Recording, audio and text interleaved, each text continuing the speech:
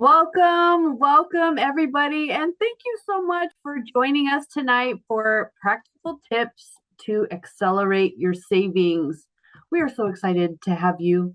We are on our third webinar of the year, and around this time of year, we get a lot of questions about savings, and particularly now, also in this year, we understand it's getting harder and harder to put any extra aside. So we're going to tackle that today. And I am super excited to introduce you to Andrew here in a minute. But before we do, also, Happy New Year. I know we told you we couldn't say Happy Calendar New Year past February, but Happy Lunar New Year is what we mean today. And 2026 is the year of the fire horse.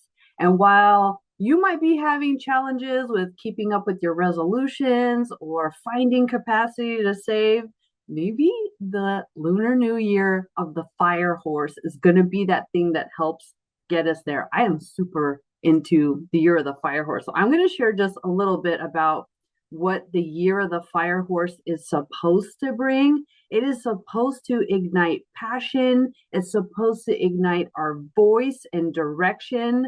It is supposed to get rid of old identities and rid of relationships built on obligation. It's supposed to also bring big, bold energy to the new year. So I'm excited. And I don't know about you guys, but if we can bring some energy to savings and financial wellness, then even better. So super excited to have you guys here again. Let's go over just some housekeeping issues or items rather. We are recording this session and we do plan on uploading it to our YouTube channel. And everyone who's registered for the webinar will get a recording. It takes a few days to get it all through compliance and get it emailed over to you. So thank you for your patience, but you will get a recording and this will live on our YouTube channel so you can view it again. We are also going to raffle off three $25 gift cards. So look out for an email. No, it's not spam. It will come from Andrew Farrell at Patelco to let you know if you are one of those three selected winners of one of those gift cards. We are also going to be monitoring questions that you may have through the Q&A function on this Zoom platform. So at the bottom of your screen, there's a Q&A box. So if you have a question that you want answered, go ahead and drop it in the Q&A section, and I will do my best to answer it. If I cannot answer it for you, we'll get back to you. If you've got a personal question that you don't want to put in the group Q&A, you can also email us at webinars@patelco.org. I will drop that in the chat in a second, and we can get back to you with any personal questions that you have or something off topic, even aside from savings. We also encourage you guys to chat amongst each other in the chat feature. So I will be in there in a second after I introduce Andrew. I'll drop that webinars@Patelco email address so you can contact us. So now let's get to it. You're the horse, super excited for savings, and super excited to introduce you to Andrew Farrell, who's Patelco's financial well-being educator. Andrew will tell you all about himself, but I'm going to tell you that Andrew is one of my favorite people in the whole world. He gives the best financial advice. He also is our podcast host and just is the best conversationalist to have about all things, but especially money, because he's super inspirational, has so much knowledge to share. So I hope you enjoyed tonight's session. And so without further ado, let's welcome the incomparable, the Andrew Farrell. Take it away, Andrew. Thank you, Michelle. I appreciate that warm introduction. And thank you all for joining us this evening for practical tips to accelerate your savings. I want to preface this by saying we have a lot to get through this evening, so I'm going to be moving kind of quickly. I've got 17 tips for you guys, various ways to cut costs and save money here and there. But before we get into that, I do want to go over just a couple points I want to make as far as these savings tips goes. The first point I want to make or kind of punctuate is that dopamine is a real thing, right? Like when you are shopping around, that dopamine hit that you get whenever you add something to your cart or make a purchase is very real. So a lot of these tips, I'm trying to find alternate ways in order for you to get that dopamine boost and still get that little feel-good feeling because that's what's going to help make these tips to accelerate your savings a little bit more sustainable. My second point that I want to make is that every dollar saved helps, right? Any dollar, whether it's $1 here, $5 there, any dollar that you can save is a win. Don't think like, oh, I'll only save a couple bucks doing XYZ, so it's not worth it. It is worth it. Not only are you still saving a couple dollars, but it's more about the money that it's more than just the money that you're saving, right? It's also about like building the tools, the strategies, the kind of like practice of cutting costs and being a little bit more resourceful. So any dollar amount that can be saved is a win. We want to have the mentality that there is no such thing as too little to save. And then the third point that I want to make is not every tip that I share here is going to work for everyone. A lot of these tips that you hear are things you might already be doing. They might not be things that align with your current lifestyle. That is totally fine. I'm just going to be sharing general tips for keeping some money in your pocket. But I will also challenge everyone to have an open mind to something that I might say that you might think could be unrealistic or not necessarily in your wheelhouse, because I guarantee there is always going to be some way or some pockets that you can trim a dollar or two here and there in your finances. And that's what we're hoping to accomplish today. So, as Michelle said, my name is Andrew Farrell. I am Patelco's financial well-being educator. I've been with Patelco for about, 8+ years now.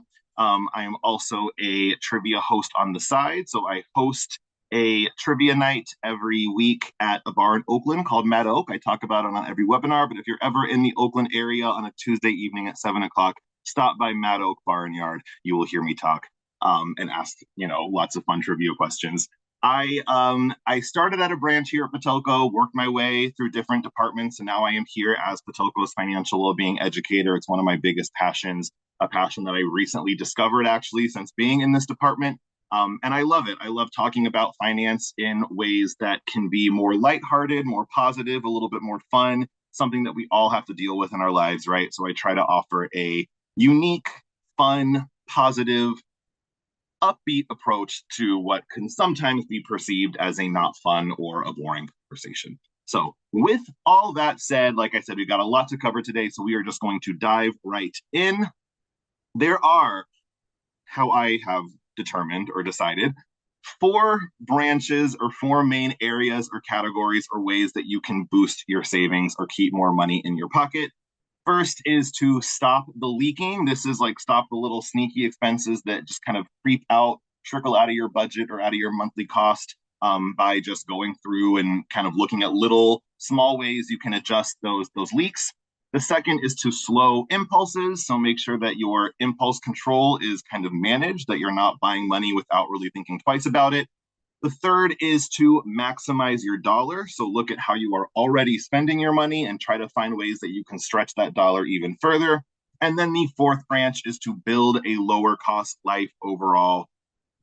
So these are things like mindset shifts, lifestyle shifts, things like that that you can do to create a more cost-effective or sustainable life for yourself. I have a few tips for each one of these branches. So if there's one area that you're feeling like you want to do a little bit better in, but the other areas are feeling okay, or whatever it is, hopefully we can find some tips and some little shortcuts for you to boost your savings a little bit.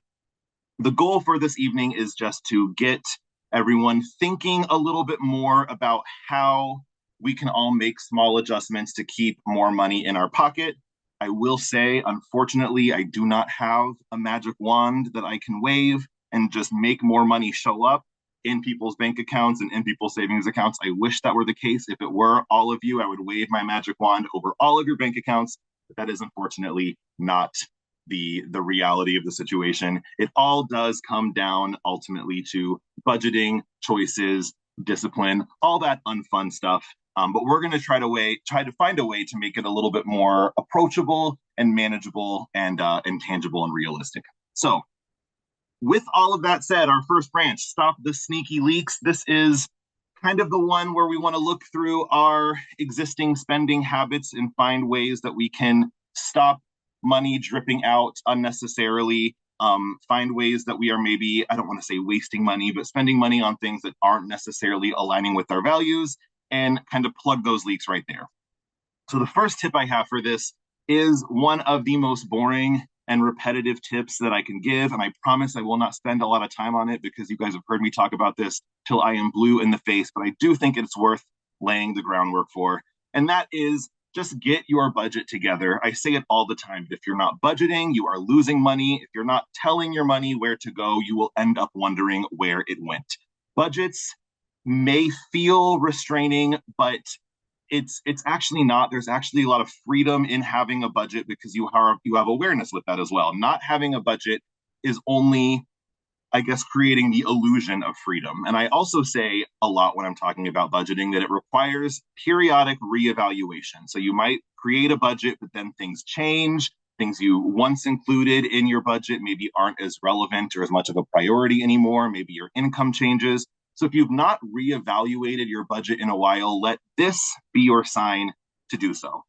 In order to get your budget together or to reevaluate it, I think general rule of thumb is to look at the last 90 days. That gives you a real honest snapshot of your existing spending patterns. I personally like to do this by physically printing out my bank or my credit card statements, bust out the trusty old highlighter, highlight by categorizing my purchases. Maybe I'll highlight my subscriptions in yellow, maybe I'll highlight my dining out in orange. Whatever it is, I'm just trying to understand my own spending habits here, not judge myself for them, because remember, we do not judge ourselves, just build awareness.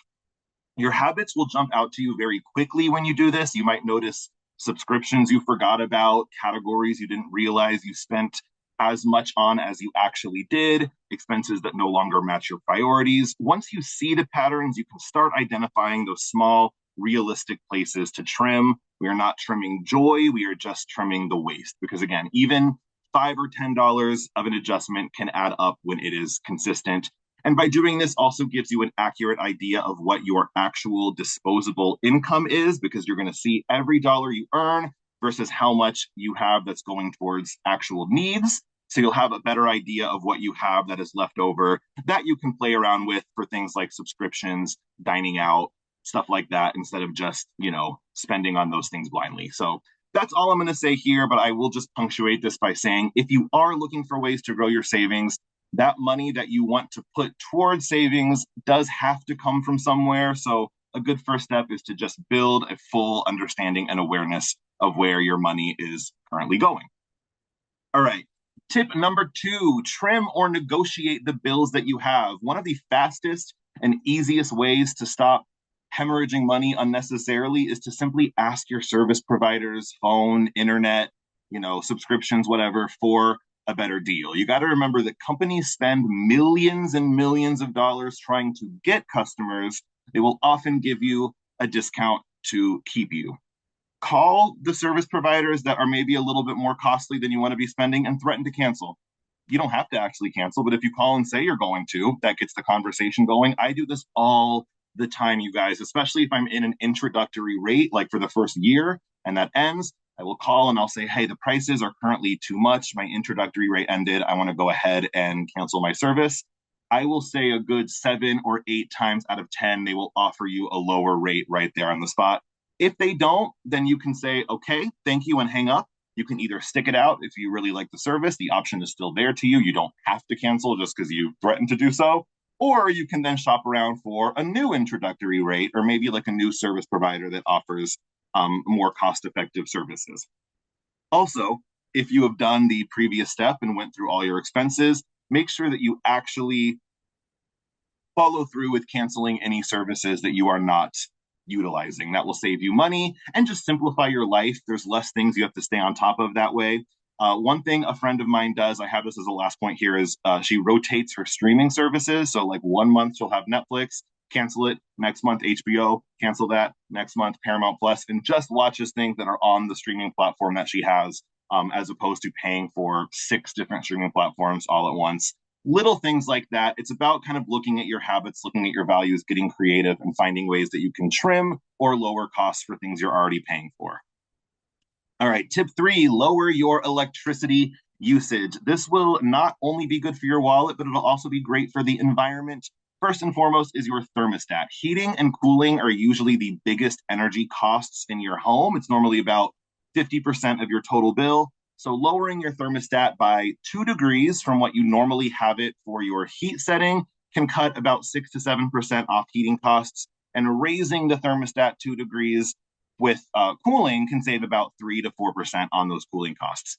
Additionally, the Department of Energy estimates that adjusting your thermostat by between 7 to 10 degrees for 8 hours a day can save you at least 10% a year on heating and cooling, which for a lot of households can be upwards of $200 a year just from that small habit change. It's as simple as just making sure the thermostat is either off or adjusted when you leave for work, or switching to like a smaller space heater in the winter months and turning your heating off when you go to bed and just having that. That's what we do here in my home.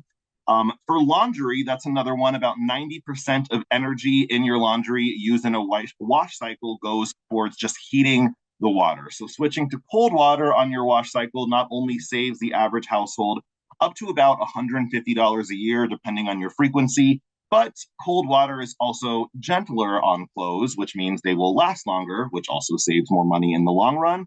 Same goes for dryer. The dryer is one of the most energy hungry appliances in your home. So even air drying just like half of your loads, maybe during the warmer months, can save up to $100 a year as well. Also gentler on your clothes, so you stretch your clothes longer.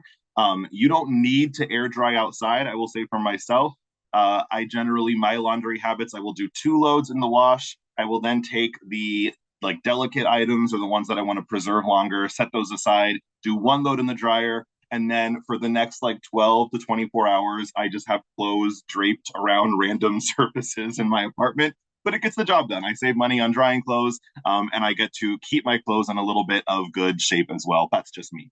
And then the last one here is to unplug devices when not in use. A lot of electronics keep drawing power even when they are off. It's called vampire energy, and it accounts for between anywhere from 5% to 20% of like residential energy use. So it can cost, I think I read $3 to $10 billion annually total just by having things plugged in and having that vampire energy be running. A lot of things are not super convenient to unplug after every time you don't use them. I'm not suggesting we unplug our entire home, but if you have, lamps or things like that plugged into a surge protector and you're going on vacation for a week, just unplug it before you go. Even if you're going to be gone all day, simple things that you can unplug can save a lot of background energy, and can help you from just kind of letting that money trickle out. All right, my fourth tip, pack water. Snacks as well, but we'll get to that later. But please, for the love of God, stop buying plastic single-use water bottles. Bringing a water bottle with you everywhere, and I do mean everywhere you go, will dramatically cut out one of the sneakiest expenses, which is just beverages.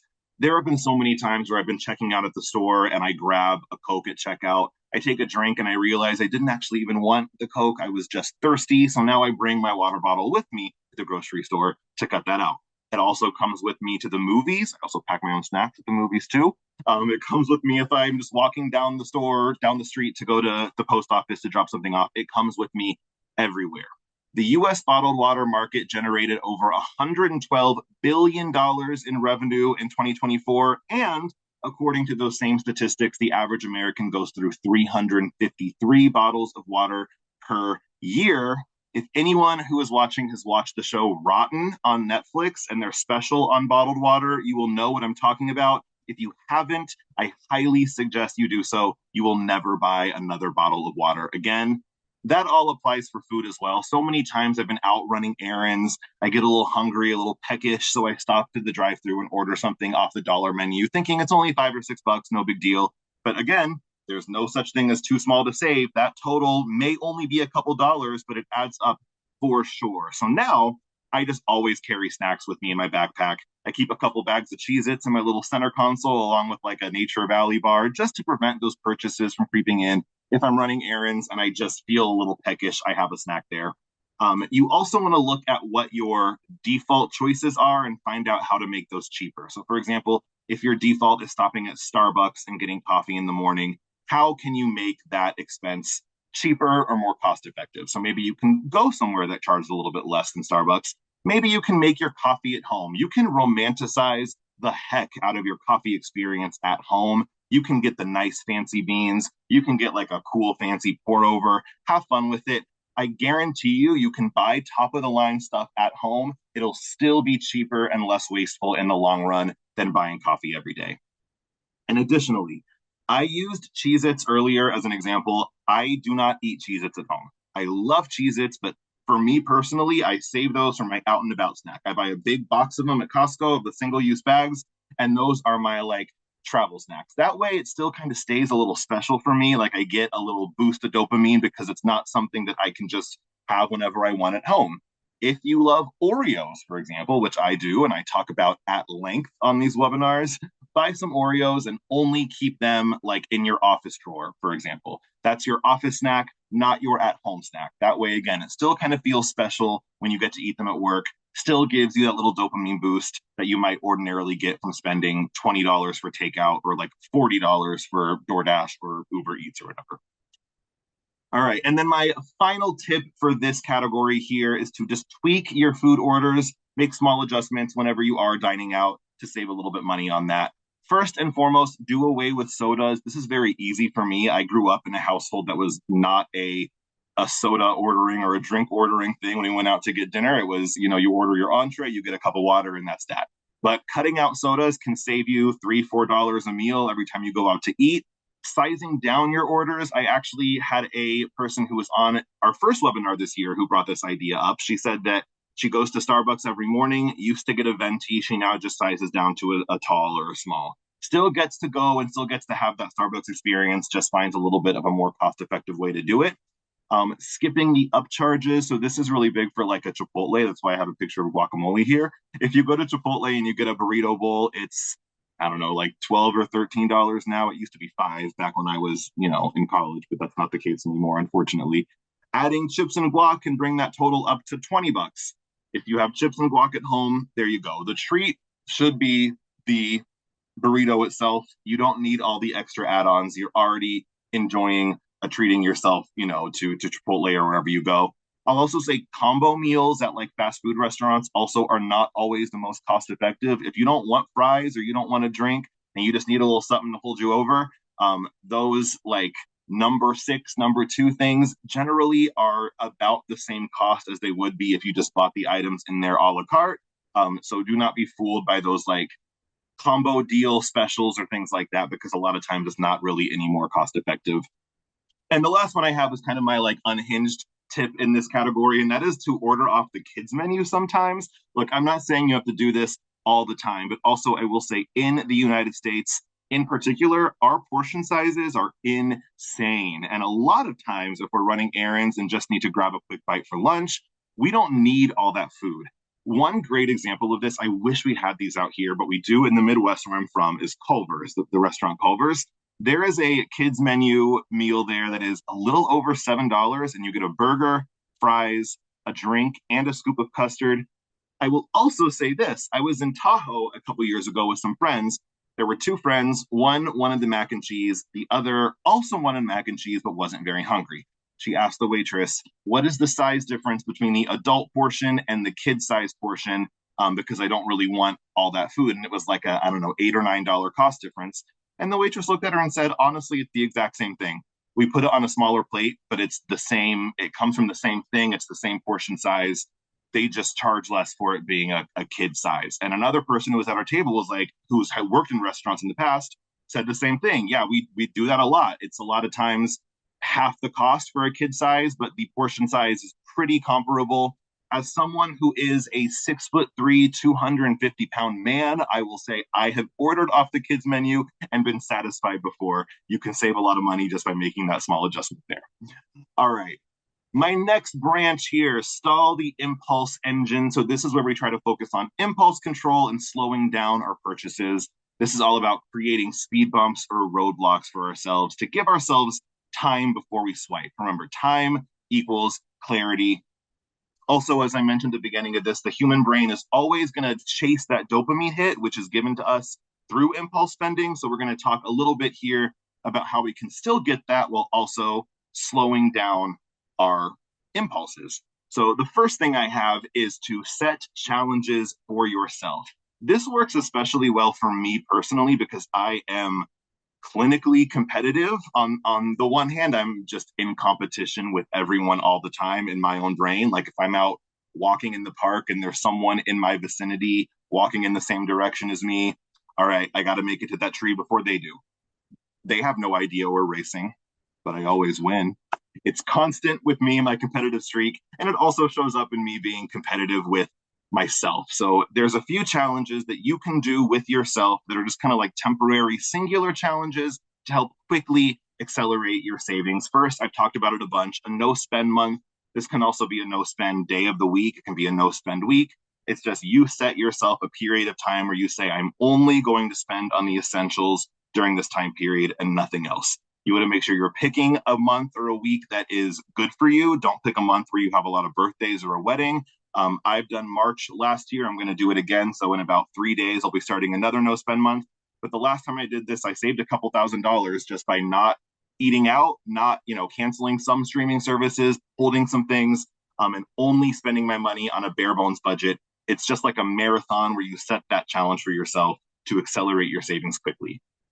All cash diet. So this is where you just take out the amount that you want to spend only in cash for a certain period of time, maybe a billing cycle or a pay period cycle. And that is the total dollar amount that you're allowed to spend only with that cash. There are studies done on how spending with cash hurts more than swiping with a credit card because with cash, you feel and see the actual tangible loss of money, which makes sense. Once that cash that you have taken out for yourself is gone, you are done, it's done. And that's one way that you can kind of put a permanent cap or at least a temporary cap in this challenge period on overspending because you'll get that little pang when you see the cash dwindling.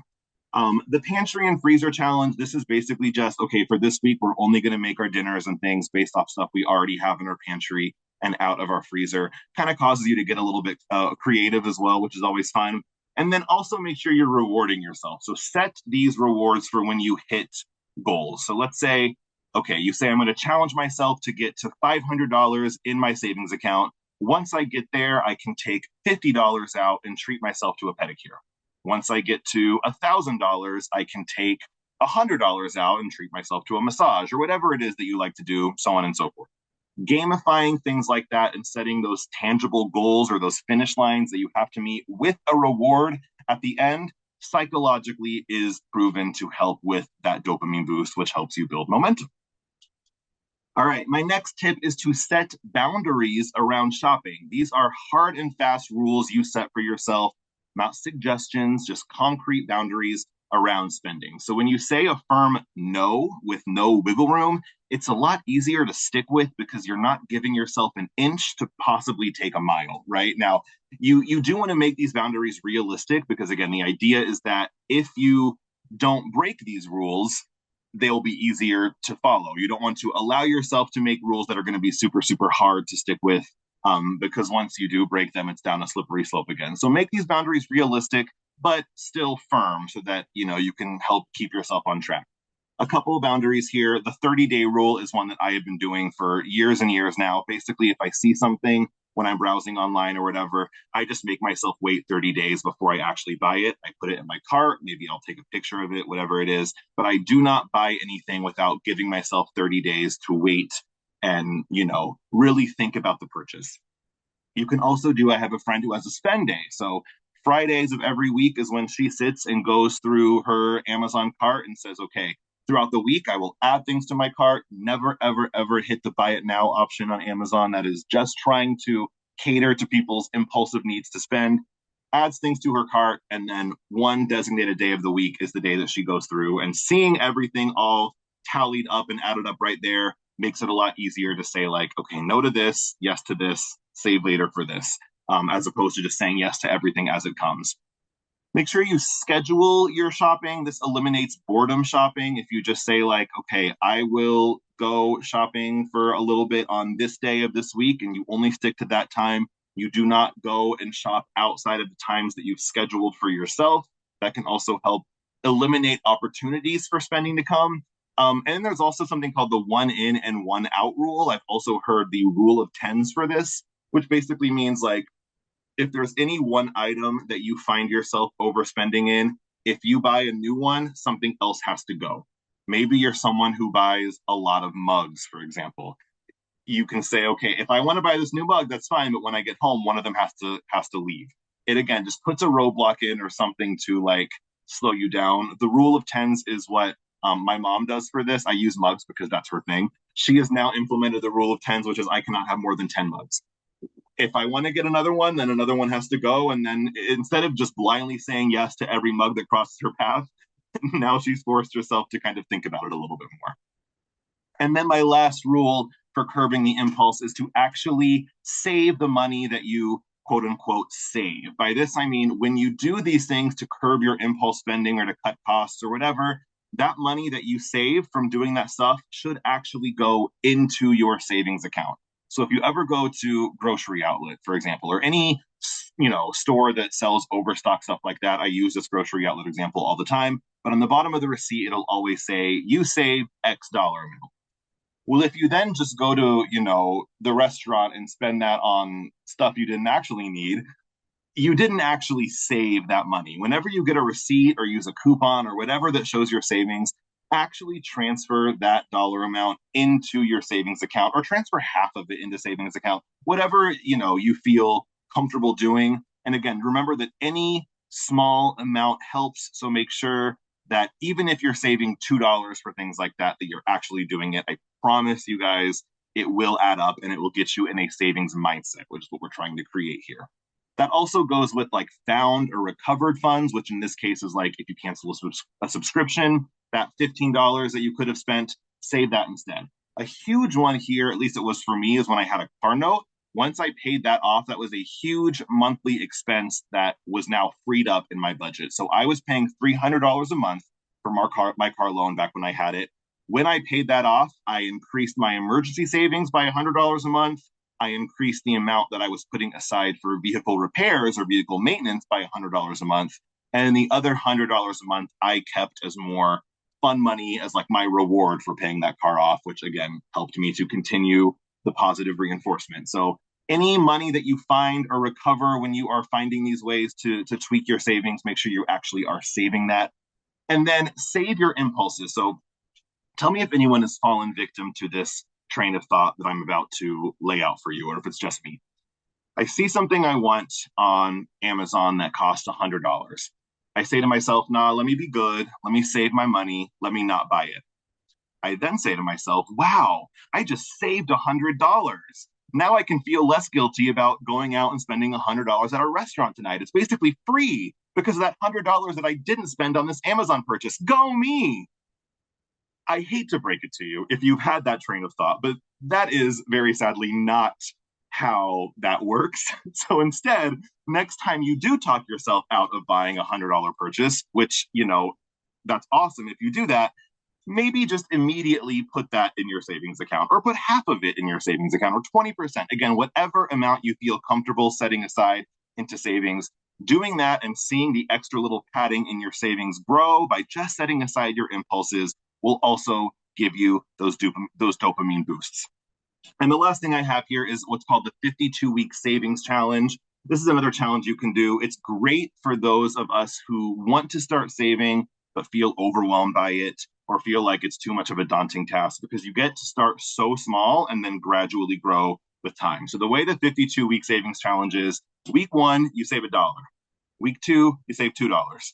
Week 3, you save $3. So on and so forth. If you do this every 2 weeks or every week for 52 weeks, you will have saved $1,378 in the year. At the very least, there's your holiday spending fund right there. So that's another small little tip that you can do to kind of pad your savings a little bit.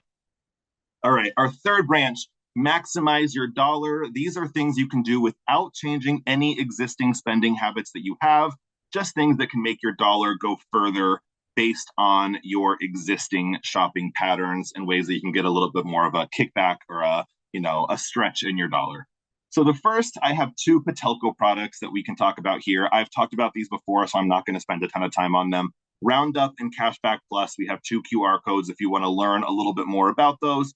Roundup is basically a tool where you just link your checking account to it, and then it rounds your purchases up to the nearest dollar every time you swipe your card, putting the change in your savings account. So it's kind of like a virtual piggy bank that you keep with you everywhere you go. You can also accelerate your roundups to do 3 or 5 times the amount.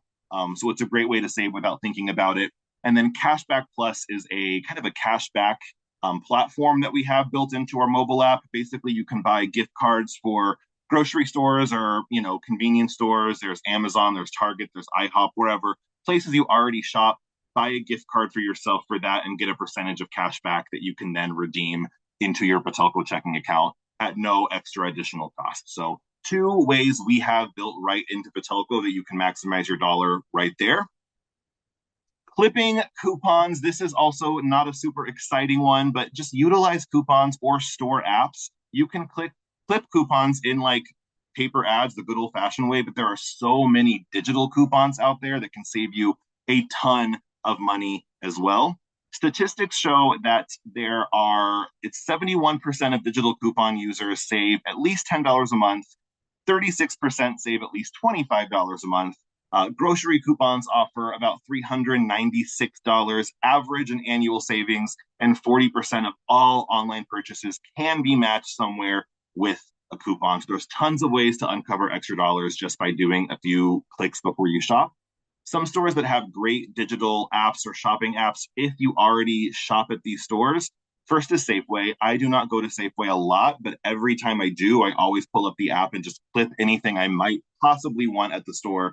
And then as I'm shopping around, I pull it up and look at my clipped deals and see if I'm buying something, if it matches one of the coupons that I have here. It's all applied at checkout automatically. So it's a way you can save easily 10, 20 plus dollars on your grocery trips. The Target app has the Target Circle coupons, which also apply automatically at checkout with no additional, codes or anything. Walgreens works this way as well, as does CVS. I've also noticed Walgreens apps tends to have a lot of buy one, get one deals, which is awesome. You can also earn Walgreens cash on the app, which then can go towards your purchases if you have to shop at Walgreens. And that can be stacked on top of coupons and other sales prices as well. And the McDonald's app, if you guys do ever go to McDonald's and you are not using the app, you are throwing away money. Every time you go, there are deals that are built right in. You don't have to earn points or anything. You can always get a free medium French fry with a purchase of $2. You can get a free drink. Once you do build up points, you can earn, a free hamburger or wherever it is. Again, I'm not like plugging these and saying everyone go shop at these stores, but if you are already shopping at these places, here are a few suggestions to kind of boost your dollar there. And speaking of apps, my last tip to stretch your dollar is to use shopping apps. I have a bunch listed right here. These are some of the ones I have used at one point or another in my life. I'm going to rapid fire through all these. So if anything kind of catches your ear, you can jot it down. But I will say, if you're looking to use some apps like this, if you want to like check these out later, I'd suggest screenshotting, maybe taking a picture of the screen and doing your own research on which of these might work best for you. Also just doing additional research and seeing if there's other apps out there that can fit best into your lifestyle and your spending habits as well. First is Just Bid. So I just learned about this on a recent podcast episode we hosted with Patelco's queen of financial health, Jennifer Mink. But this is a live auction platform where users bid on items from major retailers at super, super discounted prices, lots of brand new items, lots of Amazon returns, things like that. Bids normally start at like $1. I just got a new set of Samsonite luggage, my first purchase on here, and I spent like 23 bucks on it. So if you are someone who boredom shops, this is a great way to do it at a much more cost-effective, method. Honey is a free browser extension and mobile app. It's powered by PayPal. It automatically finds a bunch of coupons across the internet and then will pop up if you're shopping at a place that says like, Honey found a coupon for this amount for this retailer. So it's kind of an internet coupon scanner. Flip is a free mobile app that combines a bunch of weekly apps and digital coupons and flyers and puts them all in one place for you to kind of browse through. Gas Buddy will help users find the cheapest fuel that's near you. So it uses like crowdsourced real-time price data. It's from users who submit updates. It updates all the time. It covers a ton of gas stations across North America. So if you just want like an at-a-glance comparison to ensure that you're getting the cheapest fuel, that's a great app for that.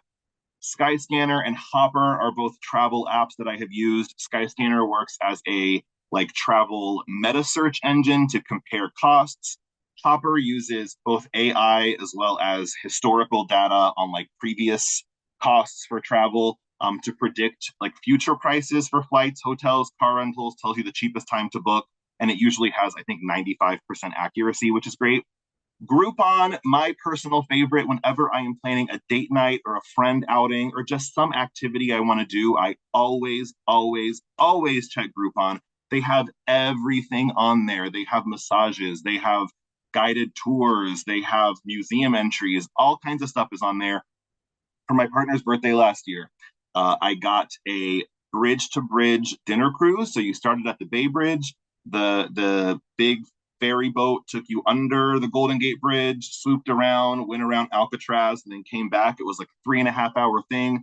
You could walk out, take in the views. It came with a 4 course meal and a glass of wine. And it was $60 per person on Groupon, regularly like 150. So you can find great deals on Groupon if you're looking for cheaper ways to go out and have fun in your area. And then Too Good To Go is a great, great, great app. It connects users with local restaurants and stores that are selling unsold surplus food. Sometimes it also comes in like surprise bags, which I think is also kind of fun. But they usually go for about a third of the original retail price. Also helps reduce food waste, which is awesome. So these are just a few. Like I said, there's a ton of apps you can use when you are doing your regular shopping just to find ways to stretch your dollar. And the last branch that I have here, build a life that costs less. These are the mindset shifts. These are the lifestyle adjustments you can make to help you save more. Whereas the things that I've talked about before this are all great, and I recommend all of them. They're tweaks that you can do, either challenges or ways to kind of cut your cost and expenditures. This is stuff that you can do kind of as the new baseline to just have a more cost effective, wallet friendly life. So the first tip that I have here, utilize buy nothing groups. For those of you who are unfamiliar, I love the buy nothing movement. And this is a tip I want to start following myself more in this year. So buy nothing groups are super local communities where neighbors give, receive, lend, share, all this stuff, all for free. So many things are available on buy nothing groups. In addition to the basics that you think of, like furniture and stuff like that, you will also see people say, like, I'm moving and I have to get rid of this big plant. Who wants it for free? Or like I've seen, I love dogs, but our apartment won't let us have them. I would love to walk your dog for free. My baby outgrew these clothes. I have a surplus of unopened formula. I've seen all this stuff on buy nothing groups. These are a great way to save money, to reduce waste, to fight overconsumption, and also just, build community, fellowship. I love community and I love fellowship, all the good things. Facebook is a great way to search for a local buy nothing group. A lot of them are very active on Facebook. There's also the Buy Nothing Project, which started as just a single Facebook group and has since exploded. It's been around since 2013. It operates now through other local individual Facebook groups, as well as has its own dedicated app that can connect you with your local Buy Nothing group. So I would definitely recommend everyone checking this out. It's a great movement, and it's also just a great way to save some money. Utilize the library. Okay, I'm going to preface all of this with a little bit of a rant.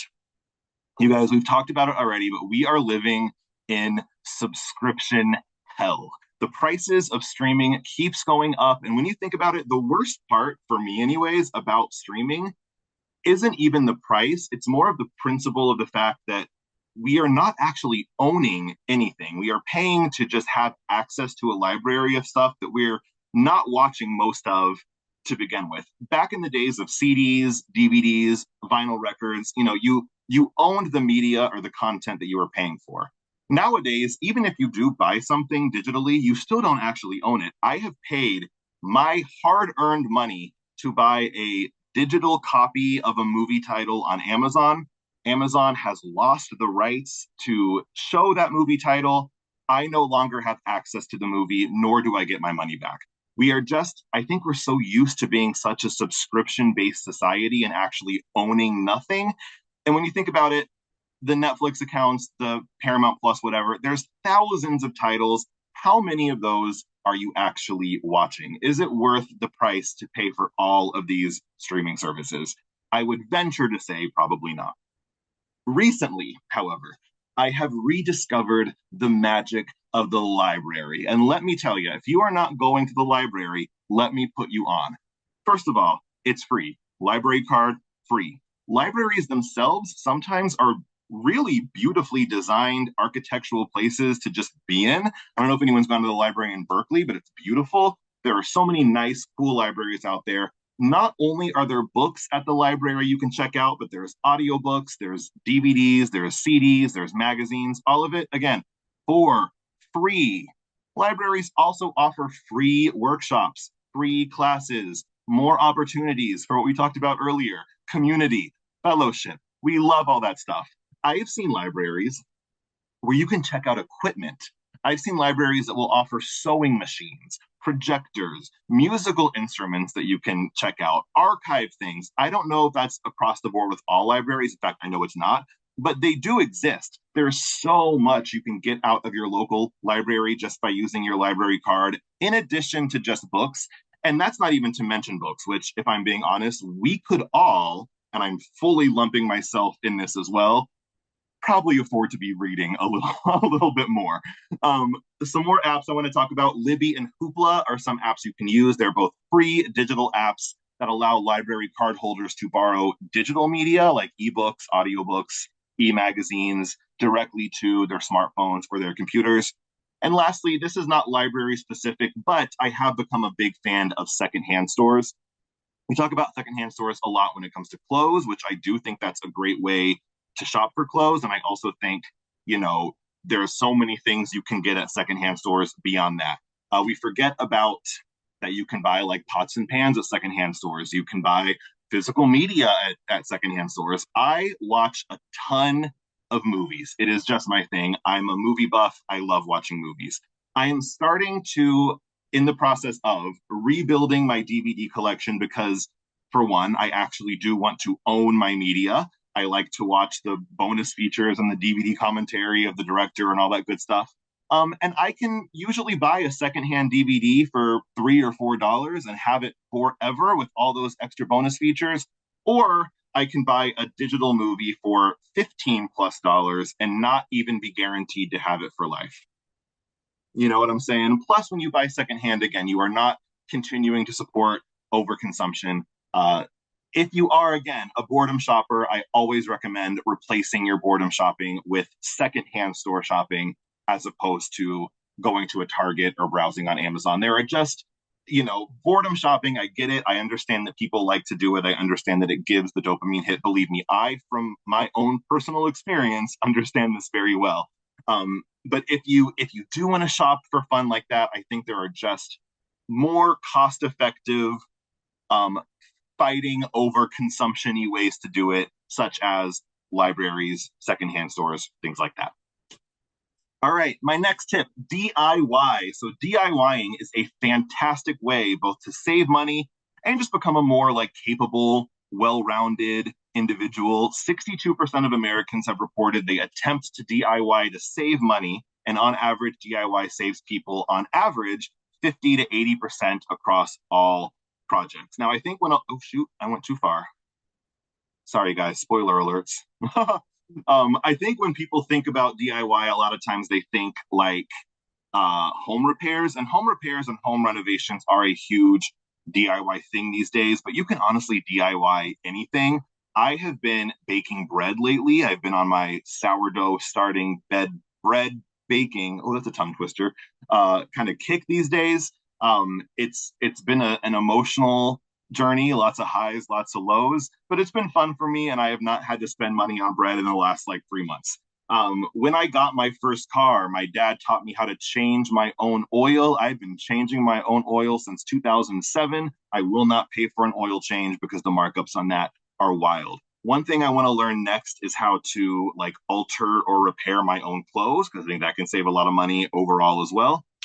Growing a garden. I don't know if anybody has watched the Martha Stewart documentary on Netflix. I know we're talking anti-streaming services and now I'm mentioning Netflix, but there was a quote she said at the beginning, and it was, if you want to be happy for a year, get married. If you want to be happy for a decade, get a dog. If you want to be happy for the rest of your life, start a garden. I would love to one day have a little plot that I can grow my own vegetables and things like that. I think it's good for the soul, good for the mind, and also a skill that you can learn and help you save some money as well. And you guys, the best part about all of this is there is this thing that exists these days called YouTube, aka, as I know it, YouTube University. We live in a day and age where anything you want to learn, you literally can. It's all readily available for you. There's so many people teaching these skills for free on YouTube.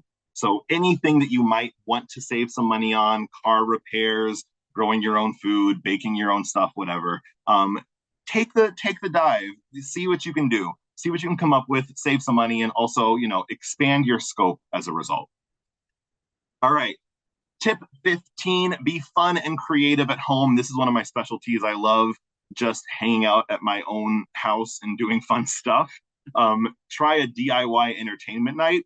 I had some friends come over around the new year and we had a cocktail party, which was basically like a mixture of this and like a pantry challenge where it was just people can bring a bottle of whatever they want to share, and then you just use the stuff that we have lying around to make a mystery cocktail. I had a friend make a peanut butter and jelly cocktail, which was actually very, very delicious.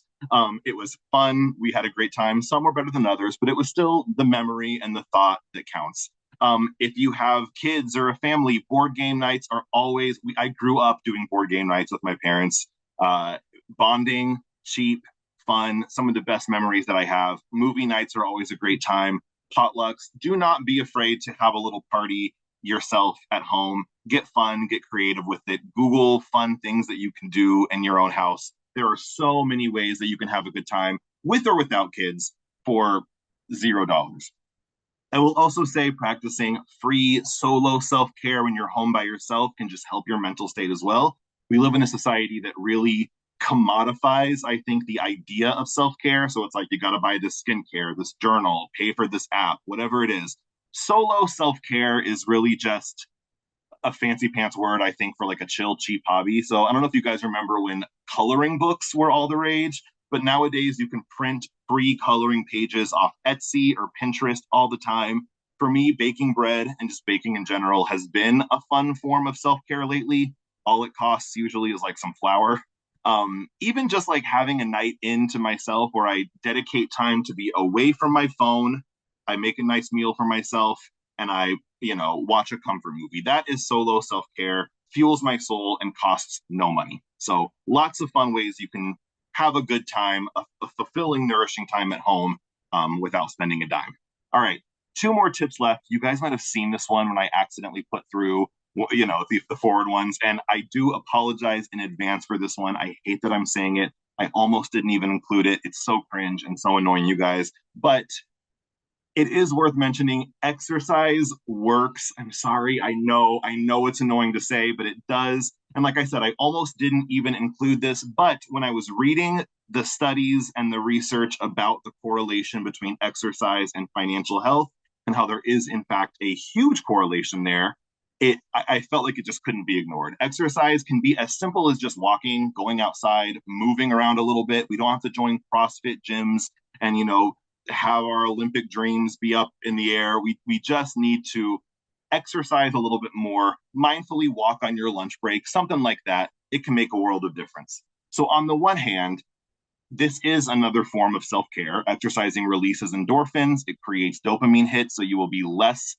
impulsed to spend money elsewhere, boosts brain function, improves mental clarity, increases focus, which helps you stay on track a little bit more, also helps build consistency, discipline, motivation, which can then be turned into momentum to help keep these challenges that you set for yourself earlier on foot, or keep these boundaries that you set for yourself early on the right path.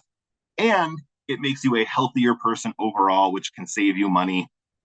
There was a study I read that said that regular physical activity, nothing crazy, just regular daily walking, hitting your step goal, whatever, can translate to $2,500 per year on average in savings on, medicine and healthcare related things like that. So exercise, it's not something you're going to see fill up your savings account right away, but it is something that can save you money in the long run and can also help you stick to your existing goals because, again, it's about releasing those endorphins, creating that dopamine, and, physical health, financial health, mental health, they all ultimately do go hand in hand. Again, we do have some more apps for this. So, I love to talk about my apps. One app that rewards you for healthy habits like walking, sleeping, logging food, and completing health surveys is Evidation. You can earn points while doing this, which can be converted to real life dollars or even charity donations, which is awesome. Cashwalk rewards users with virtual coins for daily walking, which can be redeemed for gift cards to retailers like Amazon, Walmart, Starbucks, stuff like that. Sweatcoin is another move to earn app that rewards you with in-app currency that are called sweat coins, which I will be honest, this app has gone downhill a bit in how you can redeem those coins, but they can still be used for charity donations, which I do think is great. And then Dick's, if you shop at Dick's, they have their Move program on the app, which awards you points for, again, doing physical activity that can give you like Dick's cash or Dick's dollar amounts that you can use if you're shopping at Dick's. So if you do shop there already, that is a great option as well. And my final tip here is just learn to say no. This is another way of setting boundaries, but no is not a bad word. Sometimes it's a word that you have to say to empower your own health in your financial journey. Say no to purchases that do not align with your goals just because something is being advertised to you. If you do not want it or you're comparing yourself to someone else and that is your desire for this, just learn to say no to all that outside noise. Learn to say no to social and societal pressures. If there's a group dinner that you don't really think you want to, you had it planned for this night that you weren't going to spend money, and then you get this invite to go out, you can say no. I promise they're not going to be mad at you. Learn to say no to things that are not aligning with the goals that you have set for yourself. If you get a feeling in your stomach that's like, I probably shouldn't be doing this or spending my money on this, but I feel pressure to do so, you are allowed to say no. You can create a personal hard no list. So things you want to write down that like these things for sure, I will always say no to. These are not things that align with my goals. These are all no's. And remember that saying no is also a yes to something else. If you say no to spending money on stuff that doesn't align with your values, you are saying yes to increasing your savings. If you are saying no to social and societal pressures, you are saying yes to prioritizing your goals. Every no is just a yes somewhere else. So learn the power of the word no as it pertains to your own financial health. All right, those are my 17 tips for saving. We have a couple minutes left, so I want to go over our upcoming webinar. This is going to be 2 weeks from today, March 11th, 2026, same time, 5:30 p.m. This is going to be a great webinar covering all the key tax updates you need to know for the 2025 filing year. We do this webinar around this time every year. We have a wonderful guest host for this, qualified tax expert Timothy Orozco Carter. He will be joining us going over all of the tax questions that you might have for this upcoming filing year. He will, be able to answer some questions. We'll have resources he can point you to. So this is going to be a great one for just any kind of tax related question. Make sure you're joining us for this. Patelco.org/webinars. You can go ahead and register for this webinar right now if you would like to be here for that. If you have questions, you need additional help, you have feedback for us, you have suggestions for future webinar topics or anything like that at all, Michelle gave the email at the beginning. Webinars@patelco.org is where you can reach that. That email address goes directly to me, so I will see all of your wonderful thoughts and your questions. And we would love to hear from our members. You can also follow us on socials. Patelco CU is our handle. When we come off this webinar here in a second, we are going to have a survey that's going to pop up. It's just 5 short questions about how I did, how you felt you learned anything from this, if you have any other ideas or things we can improve upon. We would love to hear your feedback. That is the only way that we can get better and give you guys the content that you want. So if you guys would not mind just taking a moment to fill that out, I would be greatly appreciative. Other than that, thank you all so much for joining me this evening. Hopefully there was something you guys were able to take away from this, some tip or some way that you can think about strategies to keep more money in your pocket. That is my goal in all of this. But I appreciate you guys all for spending your Wednesday evening with me. We will see you guys back here 2 Wednesdays from now on March 11th when we talk all things taxes. Other than that, Have a good rest of your evening, and I will see you all next time. Hey you guys, hope you liked that video. Thank you for watching. For more financial wellness information, go ahead and click here to subscribe and here to watch the next video. Thank you.